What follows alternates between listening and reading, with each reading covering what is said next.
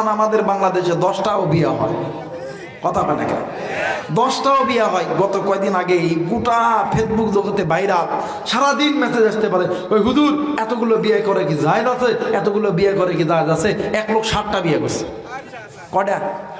কথা বলেন কয়টা? আচ্ছা বলেন তো দেখি, মাসলা দেন, ইসলামের শরীয়ত মোতাবেক একসাথে 7টা বউ রাখা জায়েজ আছে? কথা বলেন জায়েজ আছে?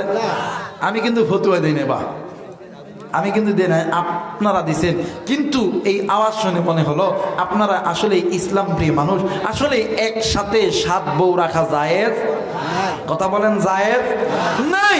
একসাথে 4টা বউ আপনি রাখতে পারেন, কিন্তু শর্ত হইল 4 জনাকে একই রকম ভাবে 4 জনকে আপনাকে সাজাইতে হবে। কিন্তু আপনি এই বই দিচ্ছেন, আপনি গোলাপ ফুল যাক আই লাভ ইউ, কথা বলেন না। আবার ওই বই সকাল সন্ধ্যা পিটন আর পিটন, কথা বলেন না। ঢাকা শহরে এক ধনী লোক বিয়ে করছে, বড় বউ মোটা, মানে মোটা, আর আরেকটাদের বিয়ে করছে চিকন। এই ছোট বউ সারাদিন আদর করার, বড় বউ সময় পাইলে খালি ফিডে। কত মোটা হয়েছে আজকে, আছে না বাবা, আছে না বাবা, আছে না? তাই ভাইরা, এখন ওই লোক যে 7টা বিয়ে করছে, কত লোক কত কি কমেন্ট করতেছে। ভাইয়া কমেন্ট করেন আর যাই করেন, কিন্তু যে করছে ও হয়তোবা ইচ্ছা করে মানুষকে দেখানোর জন্য করছে। কিন্তু 4টা বিয়া করা শরীয়তে, মানে হতে 7টা বিয়া করা শরীয়তে জায়েজ নাই, কথা বলেন জায়েজ? কিন্তু 4টা বিয়া করা জায়েজ, কথা বলেন জায়েজ আছে। কিন্তু অনেকে যৌবনের তাড়নায় দেখবেন, বর্তমান সমাজের কিছু বেটিরা আছে, এক যুবক ভালো লাগে না আর এক যুবকের কাছে যায়, কথা বলেন। আর আমাদের পুরুষরাও ঘরেতে একটা বউ আর বাহিরে আর একটা বউয়ের কাছে যায়, ডাক দিয়ে কই আই লাভ ইউ, আমি তোমারে ভালোবাসি, কথা হয় না। আর মোবাইল একটা পাইছে, ঘরের যখন রাত্রিবেলা বউ ঘুমায়, এই বেটা শীতের দিনে ঘরের পিছন দিকে এক খড়ের পালার ভিতরে ঢুকে, যা তুমি শুধু আমার, তোমাকে ছাড়া আমি আমি ভালোবাসি না, আমি তোমার জন্যই এত রাত জেগে থাকি, কথা কয় না কেন আমার মেয়েরা? এটা ইসলাম শরীয়তে সাপোর্ট করে না। আপনার যদি স্ত্রীর দরকার হয়, কোরআন তো আপনাকে বলেছে আপনি 4টা পর্যন্ত বিয়ে করবেন, 2টা করেন, 3টা করেন, 4টা করেন। এরপরে যদি আশঙ্কা থাকে আপনি 1টা করেন, কিন্তু আপনি পরকীয়া কইরেন না, আপনি পরকীয়ার সাথে যুক্ত থাকেন না। যে ভাইটাগুলো 7টা বিয়া করছে, এই 7টা বিয়া শরীয়তেও জায়েজ নাই, সরকারি ইয়েতেও এইটা জায়েজ নাই। যারা এইরকম চিন্তা করতেছেন 7টা বিয়ে করবেন, একটা ঠেলা আগে সামলান, পরে 7টার চিন্তা করেন, কথা কয় না কেন? ঘরের যেটা আছে ওটার ঠেলা আগে সামলাইতে দিব, কথা কয় না কেন? তোমার ভাইরা, যে কথার থেকে আমরা বাহির হয়ে গেলাম, বলেন তো দেখি, মুসলমানদেরকে গুনাহ থেকে বাঁচতে বলছেন কে? জোরে বলেন কে? মুসলমান ভাইরা আমার, বন্ধুগণ, আল্লাহ বললেন নবী গো, ইয়া রাসূলুল্লাহ, ইয়া হাবিবাল্লাহ, আমি আল্লাহ রাব্বুল আলামিন এই যে কোরআন নাযিল করে দিলাম নবীজি, এই কোরআনুল কারীমের ভিতরে আমি আল্লাহ বলে দিলাম, আমার আল্লাহ বলেন, ইয়া আইয়ুহাল্লাযীনা আমানু কু আনফুসাকুম ওয়া আহলিকুম নারা, বলেন না আল্লাহু আকবার। আল্লাহ বললেন নবী গো, ইয়া রাসূলুল্লাহ, ইয়া হাবিবাল্লাহ, আমার ঈমানদার বান্দা বান্দীদেরকে আমি আল্লাহর পক্ষ থেকে জানায় দাও নবী গো, তারা যেন নিজেরা জাহান্নামের আগুন থেকে বাঁচি, নিজের আহাল পরিবার পরিজনদেরকে জাহান্নামের আগুন থেকে বাঁচায়।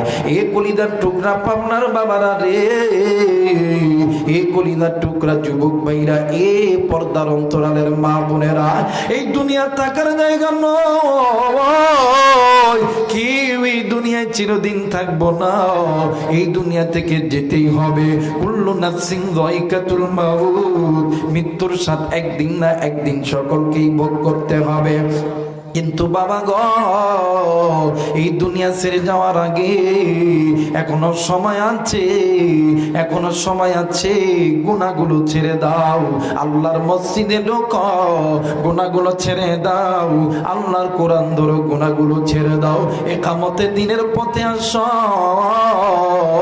আল্লাহ তোমারে আমারে আমার আল্লাহ মাফ করে দিবে। একটু আওয়াজ করে বলেন সুবহানাল্লাহ। মুসলমান বন্ধু, পাবনার যুবক ভাইরা রে, কেন তুমি গুনাহ করো? এ যুবতী, কেন তুমি গুনাহ করো রে যুবতী? এর যুবক কে কলিজার টুকরা মুরব্বী, কেন তুমি গুনাহ করো? আল্লাহ নবী ডাক দিয়ে কই সাহাবীরা রে, ওই জাহান্নাম এত ভয়াবহ হবে, ওই জাহান্নামের আগুন এত ভয়াবহ হবে, আমি নবীজি কেমনে করে দেখব আমার এতিম উম্মত গুলি জাহান্নামে যাবে? যুবক বন্ধু, নবী জাহান্নামের ভয়ে ডুকরে ডুকরে কান্দে। কিন্তু যুবক তুমি আমি গুনাহ করতেছি, এর যুবক আর কতদিন নামাজ ছাড়লে তোমার অন্তর ঠান্ডা হবে? আর কতদিন মসজিদ থেকে দূরে থাকলে তোমার অন্তর ঠান্ডা হবে? আর কতদিন, আর কতদিন কোরআন থেকে দূরে থাকলে, আর কতদিন ইকামতে দিন থাকলে তোমার অন্তর ঠান্ডা হবে? ভাই রে, এই দুনিয়াতে তুমি হয়তো বা ধনী হইছ, তুমি গরিব, আর একজন কালো, আর একজন ধলা। এই দুনিয়া ছেড়ে যেতেই হবে। এই দুনিয়া ছেড়ে যাওয়ার আগে নিজে গুনাহ থেকে যদি না বাঁচতে পারো, ওই জাহান্নামের আগুন কিন্তু তুমি আমি বান্দা সহ্য করতে পারবো না।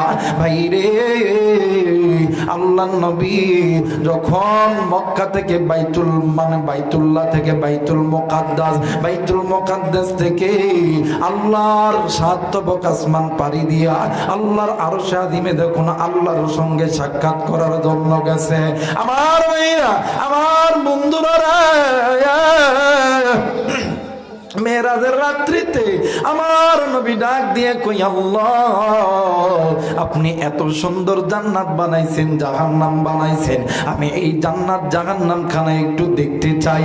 আমার আল্লাহ ডাক দিয়ে কই, বন্ধু এত সুন্দর জান্নাত দেখতে পারবা, আমি আল্লাহ অনুমতি দিয়ে দিলাম, কিন্তু নবী গো আপনি এই জাহান্নাম দেখতে পারবেন না, কারণ এই জাহান্নামের ভয়ঙ্কর আযাব আপনি নবী সহ্য করতে পারবেন না।